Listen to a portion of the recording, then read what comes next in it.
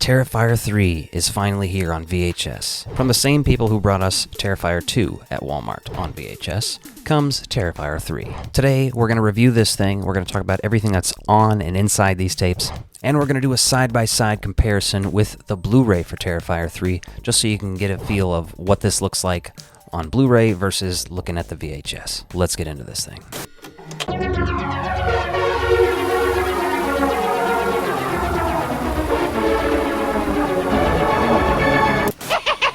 Welcome back to the Ectoviolence channel. My name is Alec.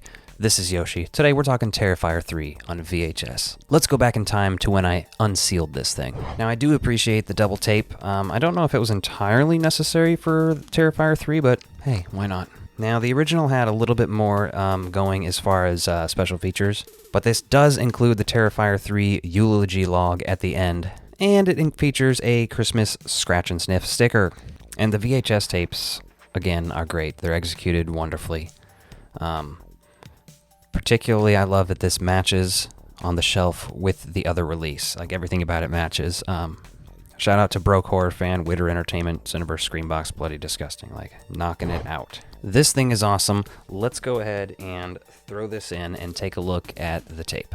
So once we throw the tape in, you are going to see the classic FBI warning, followed by a "this film has been modified to fit your screen," etc., etc. Then there is the Broke Horror Fan logo, the Witter Entertainment logo, Cineverse, Bloody Disgusting. Everybody gets their logo in, including the film itself.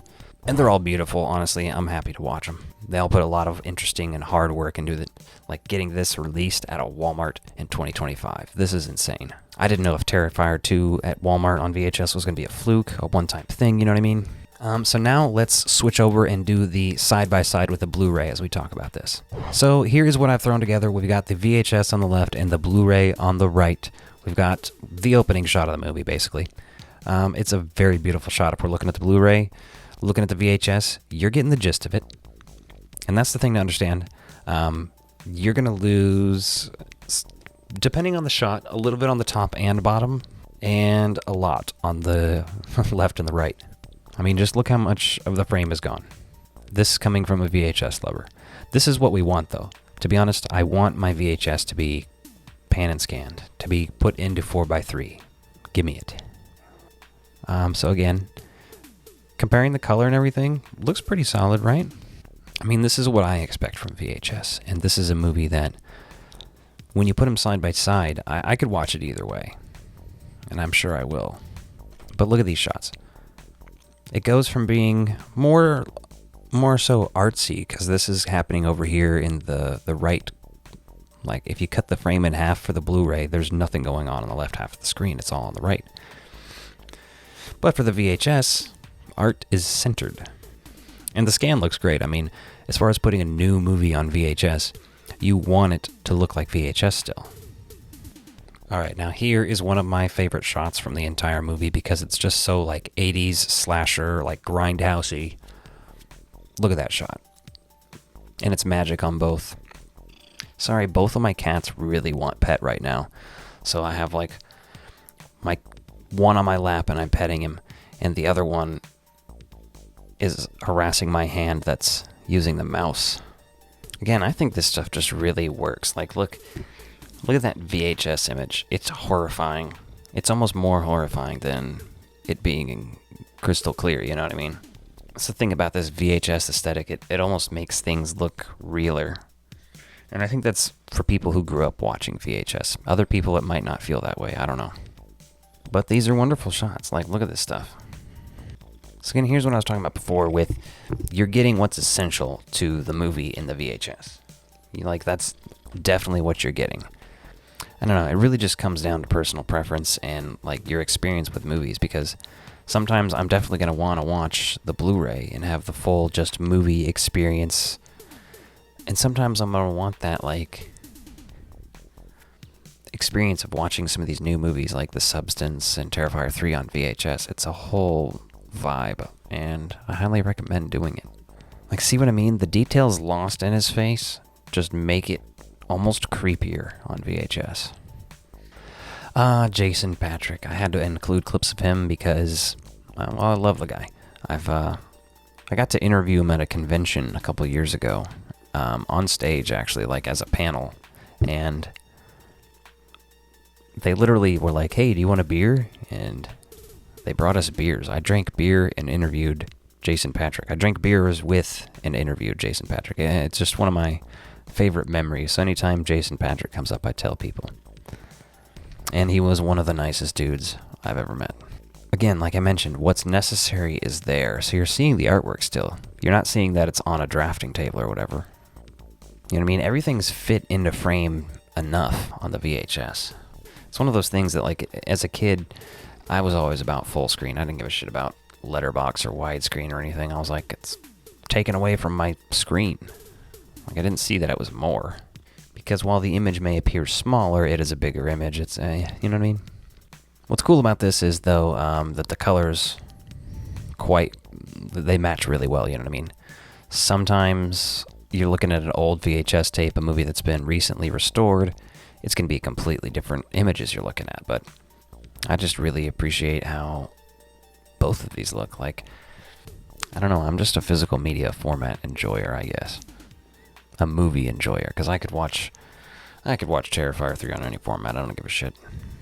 Here's where some of the shots do get interesting, though, because entire characters are cut out of frames and stuff, but, like, here's an example. Bartender is in frame, so is Santa. This time, it's just good old Clint Howard. Yeah, they got just enough of the frame to show that it's Santa Claus. Here's the thing, it takes a lot of work to convert a movie and pan and scan it, essentially. They're not probably using the same technology they used back then. So they're probably just manually editing it in software, you know what I mean? Which might actually be quicker than how they used to do it, I don't know. Probably not, because I feel like they just let that sucker play and turned the knob left or right.